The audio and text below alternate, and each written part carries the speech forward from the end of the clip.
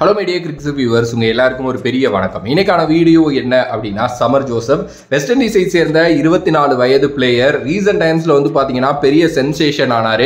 காரணம் என்ன அப்படின்னா, ஆஸ்திரேலியாவுக்கும் வெஸ்ட் இண்டீஸுக்கும் 2 டெஸ்ட் மேட்ச் நடந்துச்சு. ரெண்டுலேயுமே வந்து பார்த்தீங்க அப்படின்னா ரொம்ப நல்லா பண்ணார். குறிப்பாக ரெண்டையுமே சேர்த்து 13 விக்கெட்ஸ் எடுத்தார். ஆனால் இதெல்லாம் தாண்டி அந்த காபா டெஸ்ட் கிட்டத்தட்ட 7 விக்கெட் 68 ரன் கொடுத்து வந்து பார்த்தீங்க அப்படின்னா எடுத்திருந்தாரு. அதெல்லாம் தாண்டி அவரோட காலில் வந்து பார்த்தீங்க அப்படின்னா அந்த டைமில் அடிபட்டு இருந்துச்சு, டோல ஒரு இன்ஜுரி ஆயிருந்துச்சு. ஆனா அந்த இன்ஜுரியோட வந்து அவர் பவுலிங் போட்டு 7 விக்கெட் எடுத்து ஒரு பெரிய சென்சேஷன் வின்ன வெஸ்ட் இண்டீஸுக்கு அடைய வச்சாரு.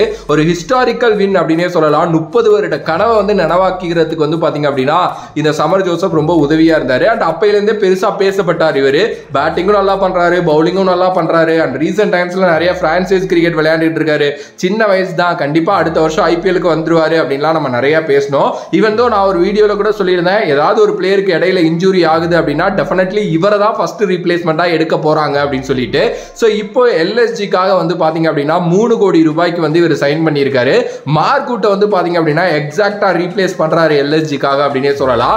மார்க்குட்டுக்கு என்ன ஆனிச்சு அப்படிங்கறது பத்தி நியூஸஸ் வெளியில வரல. ஏன்னா அவர் இன்ஜூரினால அவருக்கு பதிலா இவரா இல்ல அவரோட அவைலபிலிட்டி மிஸ் ஆகுதா அப்படிங்கறதெல்லாம் தெரியல. அதை பத்தி எந்த ஒரு கிளியர் இன்ஃபர்மேஷனோ ஐபிஎல் சைட்ல இருந்து வந்து பாத்தீங்க அப்படின்னா கொடுக்கல. சோ மார்க்குட்டுக்கு பதிலா இவர் அப்படிங்கிற மாதிரி தான் எடுத்திருக்காங்க. மேபி இவரோட பர்ஃபார்மன்ஸ் பார்த்துட்டு கூட மார்க்குட்டுக்கு பதிலா ரீப்ளேஸ் பண்ணிருப்பாங்களோ என்னமோ தெரியல. பட் ஆனா என்னன்னா, மார்க்குட் 2022 காலகட்டத்தில இருந்தே எல்எஸ்ஜில இருக்காரு. அந்த வருஷம் அவர் விளையாடல ஒரு எல்போ இன்ஜுரினால. 23ல 4 மேட்சஸ்ல 11 விக்கெட் ஒரு 5 ஃபேர் எடுத்தார். பட் இதெல்லாம் தாண்டி மார்க்குட்டை எக்ஸாக்டா இவர் ரீப்ளேஸ் பண்ணுவாருங்க. ஏன்னா இவரோட பவுலிங் இருக்கு பாத்தீங்களா, பயங்கரமா இருக்கு.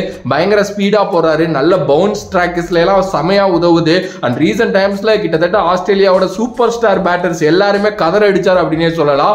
ஆப்வியஸ்லி ஒரு பெரிய பெரிய பெரிய பெரிய பெரிய பை அண்ட் ஒரு செக்யூரிட்டியா இருந்து ஒரு 1-2 வருஷத்துல இவரோட லைஃபே டோட்டலா மாறிடுச்சு அப்படின்னே சொல்லலாம். பட் ஐபிஎல் அப்படிங்கிறது வேற ஒரு களம். அண்ட் அது வந்து பாத்தீங்க அப்படின்னா இன்னமும் கொஞ்சம் காம்படிஷன் அதிகமா இருக்கும். பட் வெஸ்ட் இண்டீஸோட ஃபியூச்சர் அப்படிங்கிற மாதிரிலாம் எல்லாரும் சொல்லிட்டு இருக்காங்க.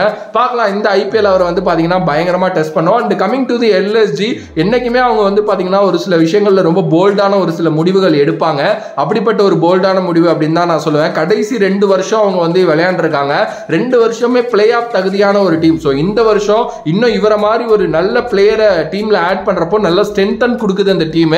ஸோ டெஃபினெட்லி இந்த வருஷம் கொஞ்சம் இன்னும் மேலே போயிட்டு ஒரு ஃபைனல் போறது கூட சான்சஸ் இருக்கு அப்படின்னு நினைக்கிறேன். பார்க்கலாம். கேஎல் ராகுல பிடிக்கிற எல்லாருக்குமே எல்எஸ்ஜியை பிடிக்கும், எல்எஸ்ஜியை பிடிக்கிற எல்லாருக்குமே கேஎல் ராகுல பிடிக்கும். கேஎல் ராகுலோட தலைமையில சமர் ஜோசப் விளையாட போறாருன்னு நினைக்கிறப்போ ரொம்ப ஹாப்பியா தான் இருக்கு. ஸோ உங்களோட கருத்து இதை பத்தி என்னவோ மறக்காம கமெண்ட் பாக்ஸ்ல கமெண்ட் பண்ணிட்டு, if you like the video please like, share and subscribe to நம்மளோட கிரிக்கெட் சேனல். வேற ஒரு வீடியோல வேற ஒரு கான்செப்ட்ல உங்களை சந்திக்கிறேன். Another bye from this is VJ Money. Love you all. Stay safe மக்களே.